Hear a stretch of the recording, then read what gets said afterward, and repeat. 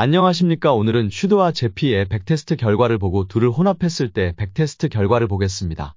그리고 그에 따른 운용 시 생각해 볼 점에 대해서도 말해보겠습니다. 백테스트는 배당 재투자까지 반영한 터로 리턴으로 하고 리밸런싱은 없이 진행하겠습니다.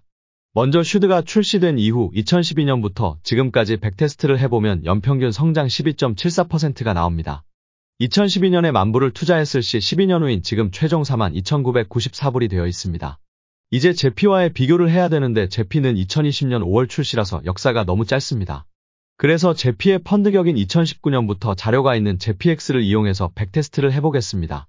참고로 제피와 제피X의 성과는 거의 일치합니다. 일단 슈드만 100% 구성한 경우 그리고 슈드와 제피를 반반씩 한 경우 그리고 제피로만 구성한 경우를 백테스트 해보겠습니다. 결과는 슈드의 성과는 연평균 13.95%인데 2012년부터의 결과인 연평균 12.74%보다 2019년부터의 결과가 1.2% 정도 더 성과가 좋았습니다. 그리고 제피와 슈드 반반을 한 경우는 12.47%, 제피로만 구성한 경우는 10.9%였습니다. 제피의 주가는 상장 시 때나 지금도 비슷하니 거의 배당으로 성과를 다 내었다고 볼 수 있습니다. 결론적으로 슈드 단독으로 구성했을 때 성과가 제일 좋았고 5대5로 했을 때 1.48% 성과 차이, 그리고 또 제피로만 구성했을 때는 다시 성과가 1.57%로 제피로 비중이 높아질수록 성과가 대략 50% 비중에 1.5% 정도 차이 나는 걸 볼 수 있습니다. 나누면 10% 비중마다 성과가 0.3%의 차이가 나고 슈드가 높아질수록 성과가 좋아집니다. 한번 7대3, 6대4도 넣어서 백테스트 해보니 10%마다 성과 0.3% 차이 나는 걸 확인했습니다. 슈드의 비율이 올라갈수록 포트폴리오의 장기 성과가 좋아짐을 알 수 있습니다. 하지만 슈드의 비율이 올라갈수록 제피의 비율이 내려가기 때문에 실수령 배당 금액은 작아질 것입니다. 이제부터 슈드와 제피만으로 은퇴했다고 생각해보고 시뮬레이션을 돌려보겠습니다. 50대 50%로 슈드와 제피를 가지고 있는 기준으로 예를 들어보면 투자 시 최근 5년 성과는 12.47%이지만 정말 보수적으로 2.47%를 제외하고 10%의 성과로 가정해보겠습니다.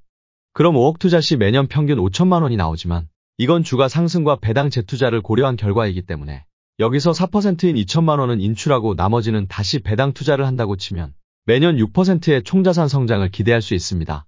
물론 여기서 물가 상승 3%를 제외하면 인플레이션 감안해도 3%의 총자산 성장도 노려볼 수 있습니다. 그래서 여러분들이 만약에 은퇴 후 슈드와 제피만으로 포트 구성을 한다고 치면 1단계는 슈드와 제피의 구성 비율을 먼저 정하시고 평균 성장률을 구해본다.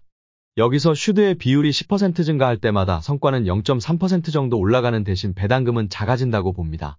그리고 내가 필요한 현금 흐름을 생각해서 배당이 그보다는 높도록 둘의 비율을 정해야 합니다. 2단계는 평균 인출률을 각자의 상황에 따라 결정을 하고 나머지 돈은 모두 배당 재투자를 했을 시에 평균 자산 성장률을 구해본다입니다. 물론 여기서 주의해야 될 것이 평균 인출률을 너무 높게 잡게 되는 경우, 예를 들어 10% 인출하게 될 경우 배당받은 이외에 인출을 위해 주식을 팔아버려야 되는 상황이 와서 결과적으로 백테스트보다 못한 결과를 얻을 수도 있습니다. 그래서 되도록 포트에서 나오는 배당 금액이 인출 금액보다 작게 잡기 바랍니다. 이상 월세 배당 개미였습니다. 구독과 좋아요도 부탁드립니다.